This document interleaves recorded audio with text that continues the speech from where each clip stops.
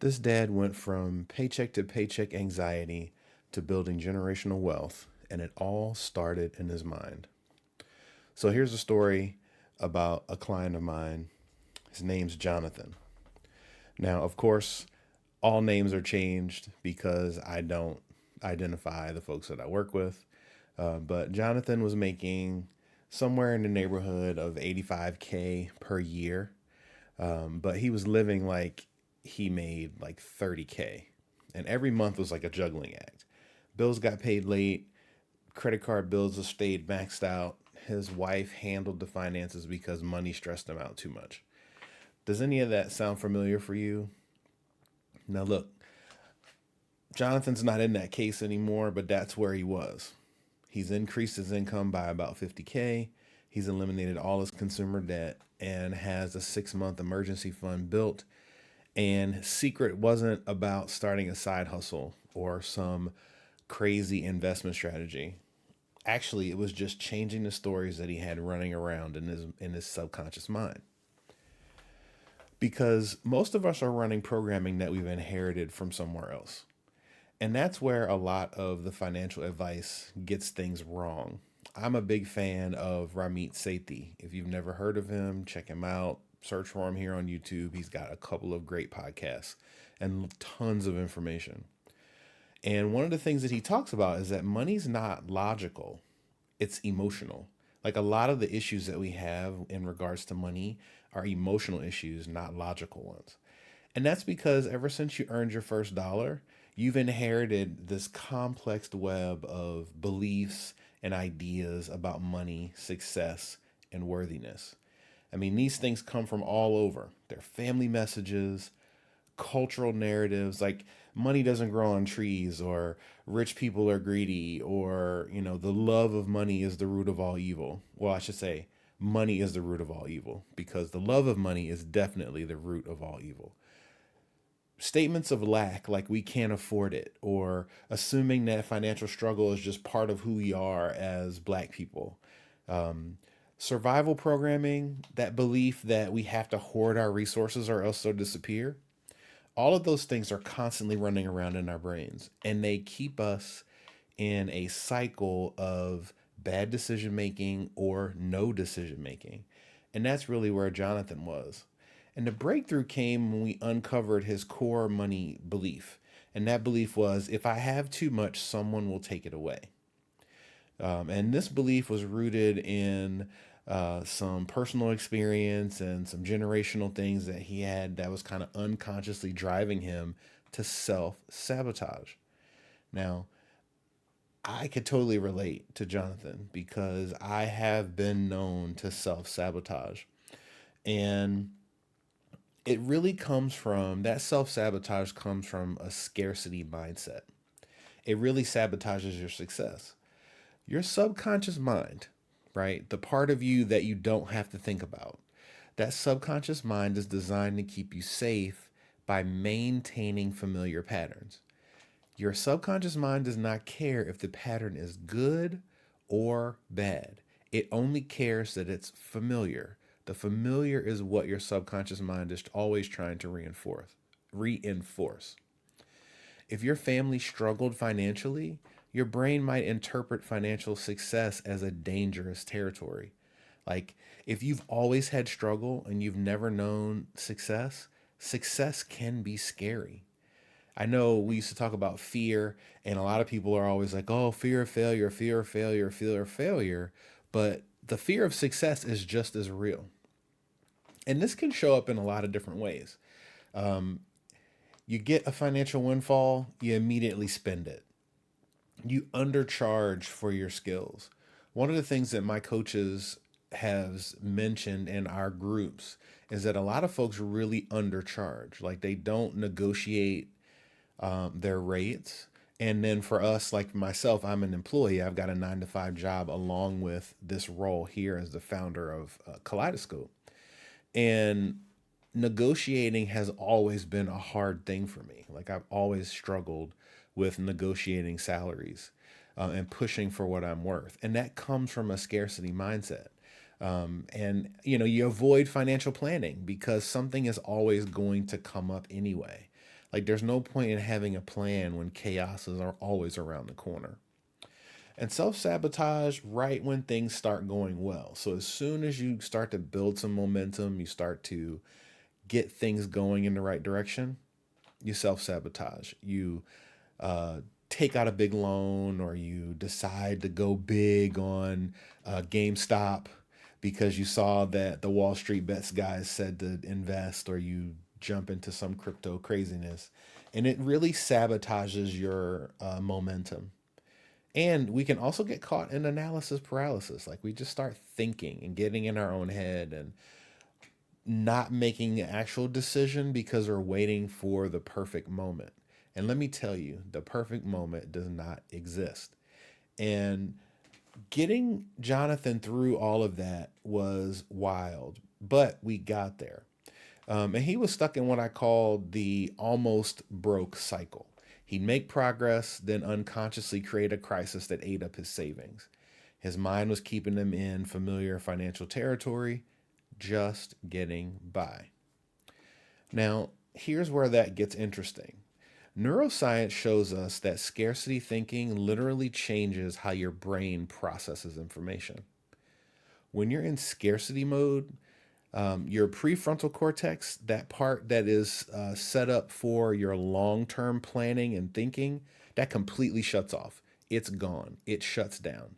You make decisions from fear instead of from wisdom. So you've got a lot of the answers already, but because you're stuck in that panic cycle, you're making default decisions that aren't really based in wisdom. And you focus on short-term survival over long-term wealth buildings, from a financial perspective. And you can miss opportunities because you're focused on the threats. Like you won't take action because you're worried about that sword of Damocles that's kind of floating over your head, and you're worried about when it's going to fall. Now, abundance thinking, on the other hand, activates the part of the brain that's responsible for your creative problem solving, your strategic thinking. You start thinking about what you could possibly build. It actually gets you into that mode of dreaming and preparing and planning. You start recognizing patterns, you start seeing success for what it is, and it helps you to delay gratification. And that one is key, because what really hinders a lot of us, especially younger folks or folks that are just getting into a better financial position, is being able to delay gratification. We spent so long stuck and at a certain income level and kind of putting off what we really wanted to do, that as soon as a little money hits that bank account, we want to just jump right in and spend it all. Now, the difference isn't just philosophical, it's neurological. Like it's literally in your brain. Your money mindset literally determines which parts of your brain are available to help you build wealth. And that's why we want to get you away from that scarcity mindset and point your stories towards the abundance mindset. And that's where hypnotherapy comes in. Traditional financial analysis tells you what to do, or advice tells you what to do. Sure, buy low, sell high, right? Save, buy term, and invest the difference. Like all those different things are tactics that we want to do, and your traditional financial advisors will give you that information. What hypnotherapy does is it changes who you are at the subconscious level. It gets you to stop and change those default thoughts about yourself and how money works and how money works in your life. It gets you to stop thinking that struggle is normal and starts getting you into that abundant mindset. And that's what we did with Jonathan. We used hypnotherapy and we used hypnosis to identify those limiting beliefs. We kind of walked him back through his life, did some kind of what we called regression work, discovered that his fear of someone taking away his money or taking something away came from the financial instability that was in his life when he was young. I helped him to rewrite his money story. We replaced that money isn't safe to keep with I am capable of creating and maintaining wealth. So instead of having that idea in his head that that money had to be spent and gone or else it was going to go away, we taught him and we got him to write that story in his mind that he's able to manage his money. Installed a lot of abundance programming. We use visualizations and suggestion to help his subconscious mind get comfortable with having money, keeping money, and growing money. We even talked about that imposter syndrome and addressed those worthiness issues. Helped him to work at a deeper level on his beliefs about what he deserved as a person and what he felt he was capable of doing. And all of this was to create new neural pathways. That repetition of every session and going over the things and helping with the words that he was using and the words that he was hearing created new neural pathways to allow his subconscious to see, allowed his subconscious to see himself differently so that his default was now in a place of abundant thought as opposed to scarce thought. So here's his transformation in action. So, of course, remember, this is not an actual person that you're ever going to meet, but in the first month, Jonathan started tracking his money. So that was like the first thing that I told him to do. Is like, okay, now that we've started doing this work, I want you to start tracking where your money is going. And I want you to kind of journal like what you're feeling. So like write down as you're tracking your dollars, like how are you feeling in your body? Like what are you feeling as you look at your bank account, as you talk to your wife about money?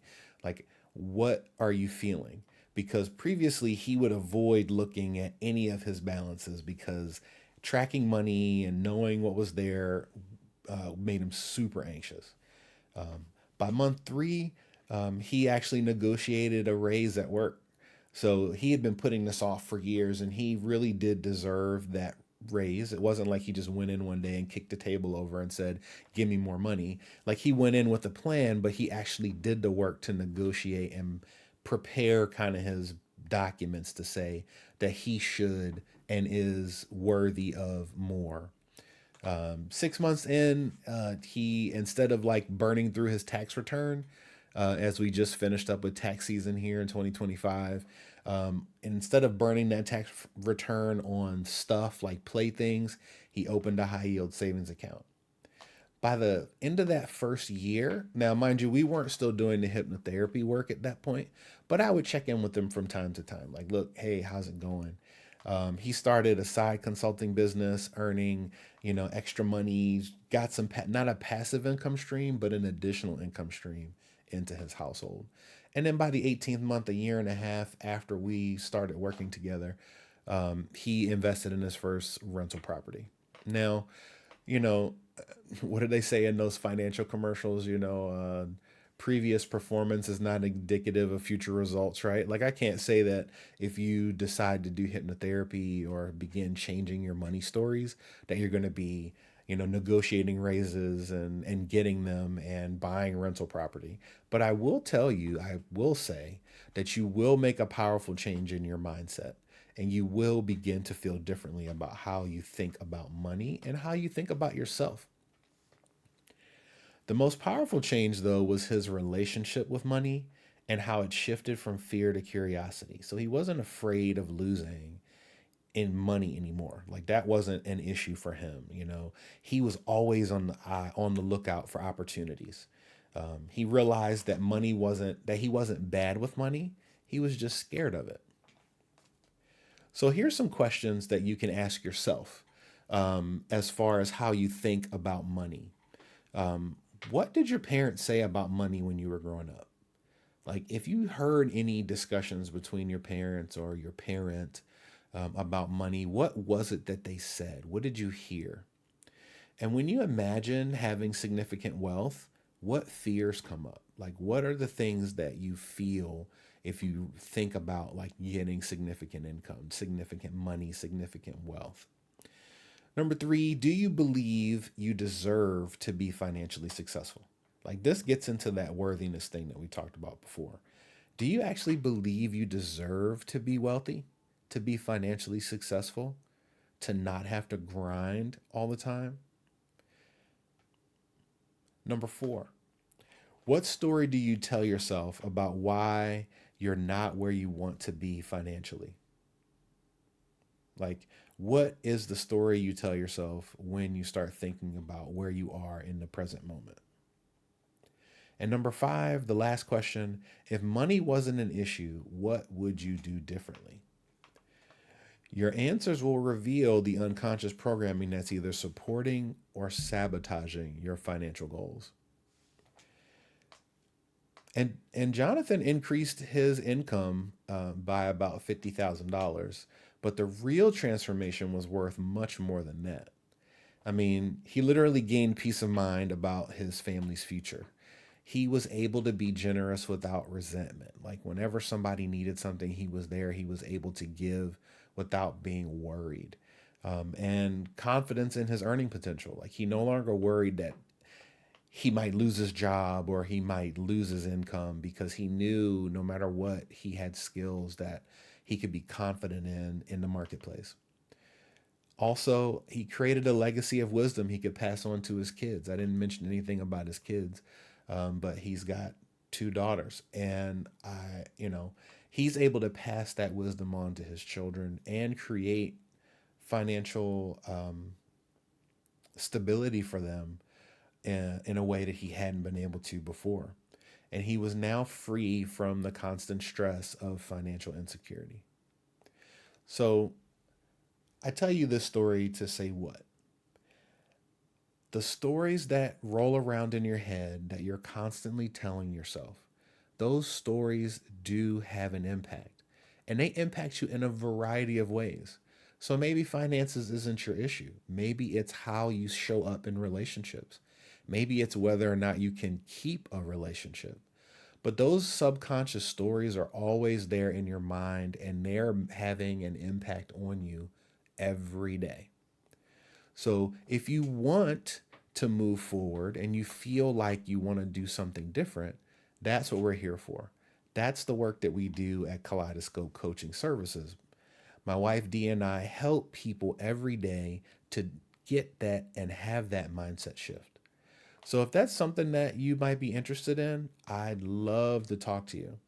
You can check out our website. It'll be linked in the description of this video or in the description of the audio version of this podcast. Understand that we are there to help. We love to help and we're here to serve. So if there's anything that we can do, we would love to be able to help you. This is Carlton. This has been a case study from Kaleidoscope Coaching Services. Have a good night.